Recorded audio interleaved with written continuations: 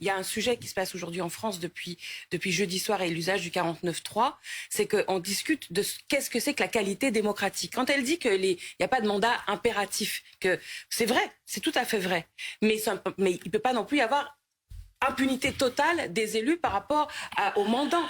On est quand même dans une logique républicaine. C'est pas un président qui dit quoi faire à un peuple, c'est le peuple qui dit quoi faire aux gouvernants, le principe démocratique. Et on voit bien que c'est ça qui est en jeu. C'est-à-dire, vous avez des gens, par exemple, jeudi soir, quand les gens se sont massés à la Concorde, c'était pas contre les députés, c'était pour que les députés aient le droit de voter face au 49.3 qui lui était imposé par l'Élysée et Matignon. Donc il y a quand même une aspiration démocratique dans ce pays, qui est une aspiration profonde, réelle, qui se manifeste par une mobilisation dans tout le pays. Alors, je voudrais vraiment pas le condamner.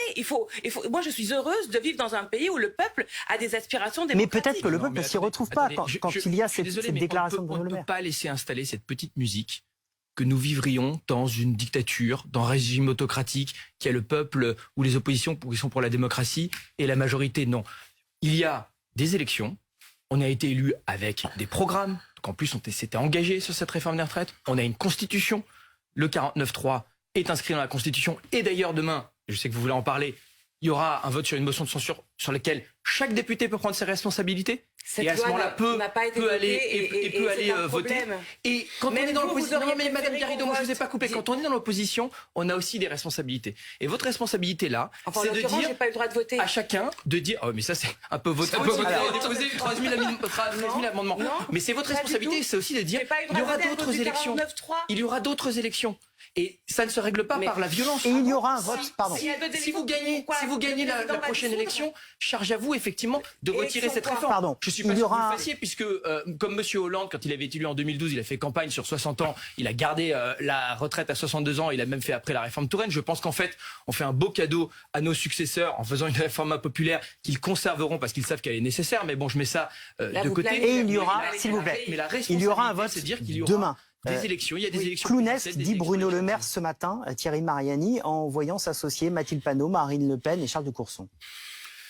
Écoutez, s'associent tout simplement tous ceux qui sont opposés à ce projet. Franchement, moi je rappelle pas quand même à Monsieur le Maire qu'il est ministre après un attelage clownesque, pour reprendre ses mots, parce que de Monsieur Mélenchon à Monsieur Martinez, on a appelé à voter pour Monsieur Macron. Voilà, c'est le fonctionnement de nos institutions. Mais LFI côte à côte pour voter demain contre le gouvernement, ça ne pose de souci à personne. Mais on n'est pas d'accord, c'est tout. Je veux dire, on a demandé qu'aujourd'hui on retourne devant les urnes. Est-ce que les institutions sont respectées? La réponse est oui. Elles sont respectées. C'est le 49.3, c'est pas un coup d'État, c'est pas. Mais est-ce que l'esprit des institutions aujourd'hui ne commande pas, parce qu'il n'y a plus de majorité, qu'on retourne devant les électeurs? C'est ce qu'on pense au Rassemblement national. Voilà, aujourd'hui, certes. Vous souhaitez la dissolution? Oui, nous souhaitons la dissolution parce que je souhaite la dissolution pour la France. Je vois pas comment Emmanuel Macron va pouvoir continuer à gouverner 4 ans sans majorité. Voilà. On serait à 3 mois d'une élection présidentielle, ok, bon, on peut passer. Mais pendant 4 ans, on va faire quoi? Sur chaque texte important, on va avoir ce genre de discussion, le 49.3 qui est utilisé, aucune majorité. Voilà, à mon avis, on peut pas continuer comme ça. C'est dans l'intérêt de la France de retourner devant les électeurs. Laurent. Non, je suis très étonné des prises de parole des différents ministres et même, pour tout vous dire, de la prise de parole de la première ministre. Bon, la situation est compliquée, il n'y a pas eu de majorité pour faire voter cette loi, donc on est passé par le 49.3, mais je suis très étonné de voir des ministres attaquer les uns après les autres toutes les figures de l'opposition. Donc les Lyotte, c'est des clowns, les Républicains sont des lâches, mais avec qui vont-ils obtenir une majorité pour les futurs textes? Ne vous énervez pas, alors. Oublions la réforme des retraites.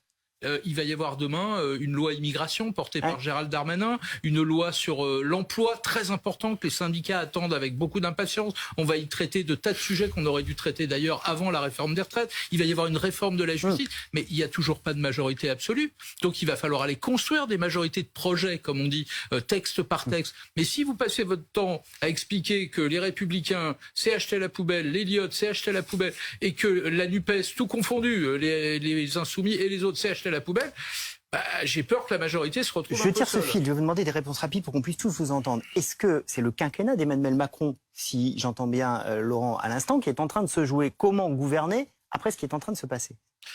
Vous savez, moi, ma tristesse dans cette séquence, c'est que quand on a été élu, quand on a eu l'élection législative, on a eu cette situation de majorité relative. Et on était nombreux à penser qu'en fait, c'était une opportunité pour le pays, pour revitaliser la vie démocratique, pour remettre le Parlement au centre du jeu, en constituant des majorités, et en faisant des compromis, des logiques de négociation, comme en fait ça se fait chez beaucoup de nos voisins, en Europe ou aux États-Unis. Et on a su le faire sur beaucoup de textes, sur l'assurance chômage, sur le pouvoir d'achat. Et là, on n'a pas eu de partenaire. Et on a eu un groupe LR pour qui on a fait évoluer ce texte. On a eu des mois de négociations, avant même qu'il soit déposé. Après, on avait en plus un groupe LR, je vous rappelle, qui avait fait campagne à plusieurs reprises sur la réforme des retraites. Et quand il s'agit de voter, ils ont disparu. Ils ont disparu. 2 jours avant, j'ai fait partie de ceux qui les ont rappelés. 2 jours avant, on avait 35 députés LR qui votaient pour. La veille, c'était 32. Le matin même, c'était 29. Il y en a qui répondaient plus au téléphone. Ils se répondaient plus au téléphone entre eux. Ils se planquaient. Et donc, à un moment, je veux dire, vous vous retrouvez dans une situation où vous ne savez pas si votre principal partenaire, qui a toujours inscrit la réforme des retraites à 65 ans dans ses programmes, va voter ou va décider de se lancer dans des aventures personnelles, de l'opportunisme et de l'ambition contre l'intérêt général du pays. Donc ça, je le regrette. Et ça, je pense que non seulement c'est un problème pour notre système de retraite, mais c'est vraiment un problème pour notre démocratie. Raquel Garrido, est-ce que c'est le quinquennat qui est en train de se jouer là? Oui, bien sûr, bien sûr. C'est l'autorité, la légitimité du président de la République lui-même, parce que il a pris une décision qui n'a pas de sens au plan de l'organisation démocratique d'une société. Une loi dont 93% des actifs ne veulent pas, dont 70% des Français ne veulent pas, ne devrait même pas entrer sur le bureau de l'Assemblée nationale. Ça, c'est le principe démocratique.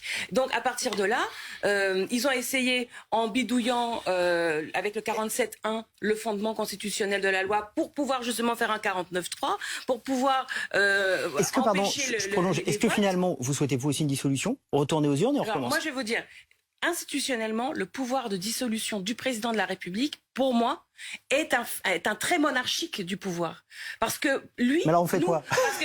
Parce que c'est important que les Français comprennent que si on se compare aux autres démocraties, dans les autres démocraties, évidemment, il est possible que les gouvernants puissent dissoudre le Parlement, mais ça va aussi dans l'autre sens. Le gouvernement peut dissoudre l'autorité gouvernante. C'est pas le cas en France. Vous avez un président de la République donc on fait quoi? Tout puissant. D'abord, ce qui serait bien, il faut que le président retire la loi. Ça, c'est le point numéro 1. Pourquoi pas se retirer lui-même? Point numéro 2. Démission du président. Bon, ben voilà, bien ça, sûr, parce que pardonnez-moi, pourquoi est-ce qu'on place là? Pourquoi c'est les députés qui posent problème, en fait? Pourquoi? C'est le président qui pose problème. Alors, évidemment, il n'y a pas de moyen de changer dans le cas de cette institution. C'est aussi pour ça qu'il faudra changer la Constitution. Donc, à partir de là, si le pouvoir décide de dissoudre l'Assemblée nationale, eh ben on ira aux urnes.